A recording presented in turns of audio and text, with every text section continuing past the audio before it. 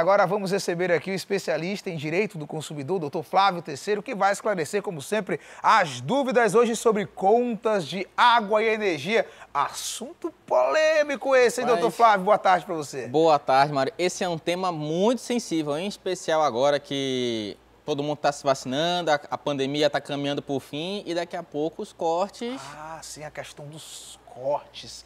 Exatamente. Deve ter muita pergunta disso, né? Eu posso começar? Vamos lá. Cadê?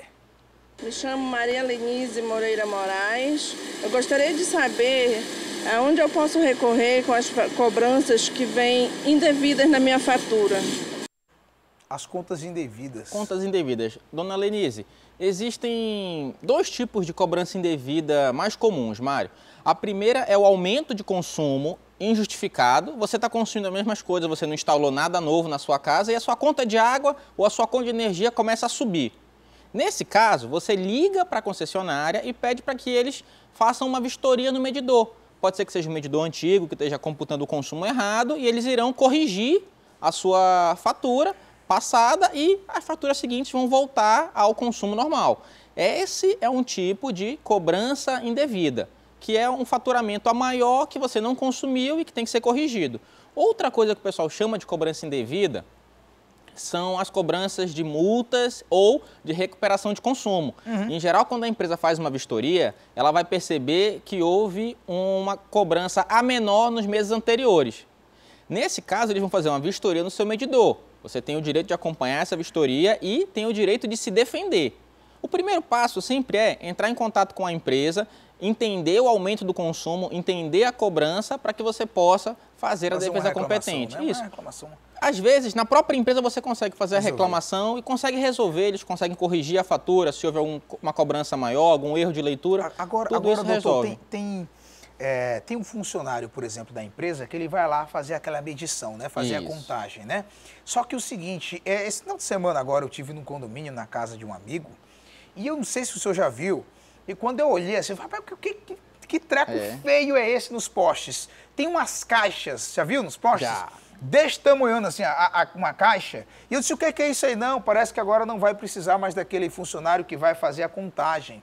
Essas caixas que vão contar de forma automática. Eu falei, isso vai dar confusão demais, hein? Mário, tu não tem família no Pará, tu é nordestino, né? Isso. A minha família veio do muito Pará. De parte do Pará. Lá já é uma realidade isso. Essas caixas que eu tô falando aqui. Você tem o medidor no seu imóvel, lá na frente da sua casa, e você consegue, através do aplicativo, você mesmo envia a leitura para a empresa. Envia uma foto. Isso, envia a foto da leitura. Bacana. E você acompanha através do medidor da sua residência. Essa ideia desses medidores estão sendo implementados num projeto piloto num bairro aqui de Manaus, né? E os órgãos de proteção ao consumidor... É onde eu vi, era lá no Parque 10. Isso, exatamente. É no bairro do Parque 10 que estão realizando esse serviço. A ideia é não só otimizar a leitura, mas também coibir o gato. Porque como a contagem é feita lá em cima no poste, a dificuldade para você fazer uma ligação clandestina é muito maior. Olha aí, o miau chora até de madrugada. Você torna a rede mais segura, você torna a medição mais precisa e, teoricamente, você coíbe o gato. A longo prazo, o que a gente espera que isso aconteça é a redução do valor da tarifa, né? Porque todo mundo sabe, a conta de energia está cara. A culpa não é só do seu filho que fica o dia todo na internet, não, gastando o computador. É, em parte, também do seu vizinho que está com o miau lá e você, todo mundo que paga suas contas em dias, infelizmente está pagando porque não está fazendo o procedimento correto e está fazendo uma ligação clandestina.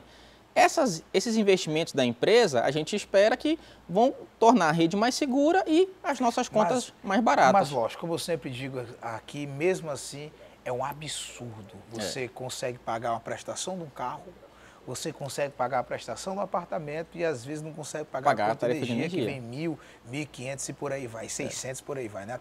Você faz até o supermercado, né? Outra pergunta, que eu estou me empolgando. Vamos a outra pergunta aqui. Oi, boa tarde, eu sou a Ivete Santana Ferreira. Se eu pagar a fatura de água 2 vezes, o que a empresa pode fazer por mim? A mesma fatura eu já paguei. Olha, dona Ivete, assim, existe o que a empresa pode fazer pela senhora e o que eu acho que a senhora queria que eles fizessem, porque é o que eu gostaria que fizessem comigo. Quando eu pago uma conta 2 vezes, eu não quero o crédito na próxima conta, eu queria o meu dinheiro de volta para eu poder usar agora.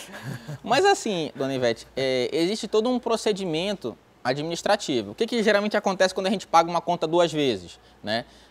A gente vai na nossa agência ou vai numa lotérica e faz o pagamento e depois faz um pagamento em duplicidade.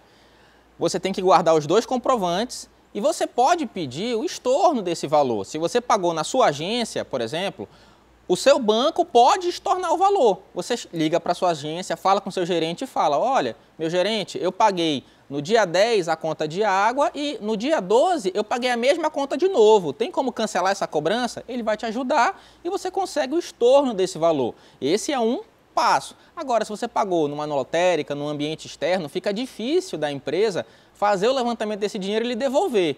Embora eu acho que era isso que a senhora estava querendo perguntar. O que provavelmente vai acontecer é que a senhora vai ter um crédito na conta do mês que vem. Aqueles R$100 que a senhora pagou a mais, R$200 que a senhora pagou a mais, qualquer que tenha sido o valor da conta, eles têm que debitar na conta seguinte. Se eles não debitarem, ligue para a empresa e fale, olha, eu paguei 2 vezes, eu quero o meu desconto. Eu não vou pagar a conta desse mês porque eu já paguei mês passado 2 vezes. Se eles não lhe derem esse desconto, aí eu lhe recomendaria procurar o PROCON. O PROCON resolve.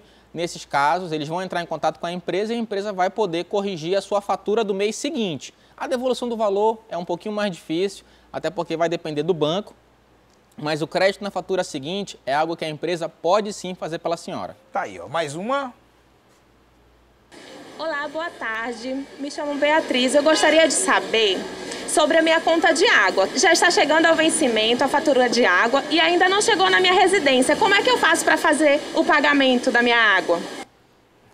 Pois não, doutor. Olha, Beatriz, esse é um problema que continua acontecendo. E geralmente as empresas vão falar o seguinte para você, Mário. Não, você pode baixar no aplicativo, você pode tirar no site. Nem Só que todo assim, mundo tem, né? nem todo mundo tem 3G sobrando, nem todo mundo tem Wi-Fi para acessar o site. Às vezes a gente depende da fatura chegar na nossa residência.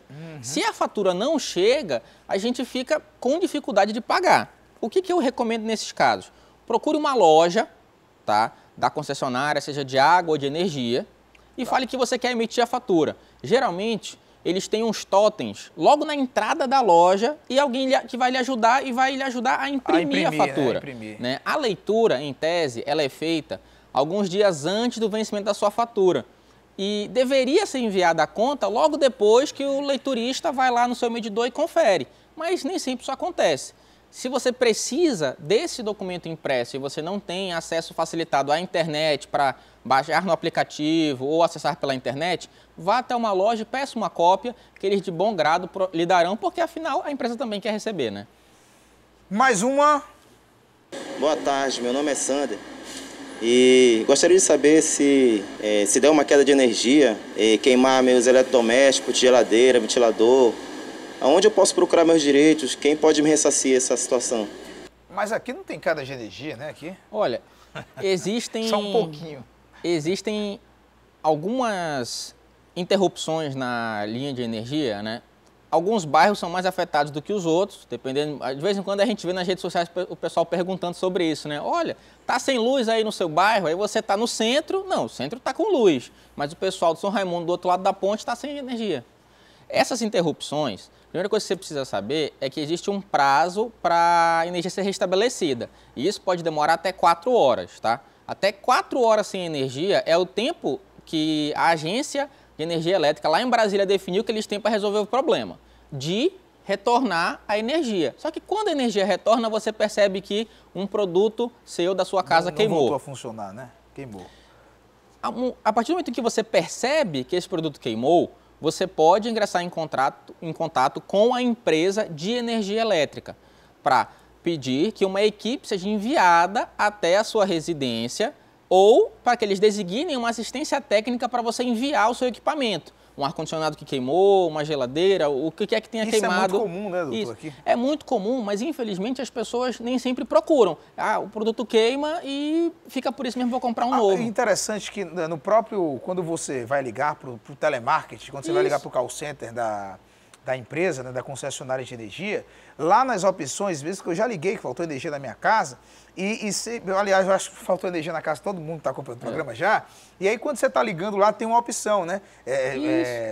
algum aparelho eletrônico da sua casa queimou, diz que está o número, né? Tem lá. Exatamente. Então já tem essa opção quando você ligar para a concessionária. Você entra em contato com a concessionária e eles têm um prazo, né, para ir até a sua residência ou lhe designar para uma assistência técnica.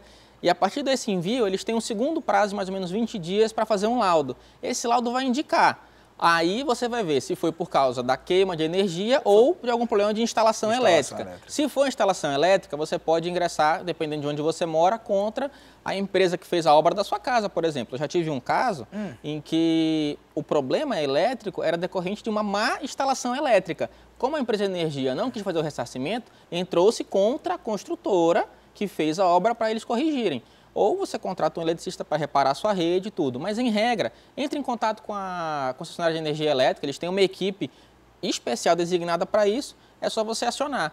O problema é que muita gente tem essa opção lá no telemarketing e não aciona. Mas busque a ajuda que eles provavelmente terão de ajudar. Beleza, o golpe tá aí. Cai quem não assistiu ao Alô Amazonas. Show, valeu doutor, Valeu. Muito obrigado. Doutor Flávio Terceiro, cadê o Instagram?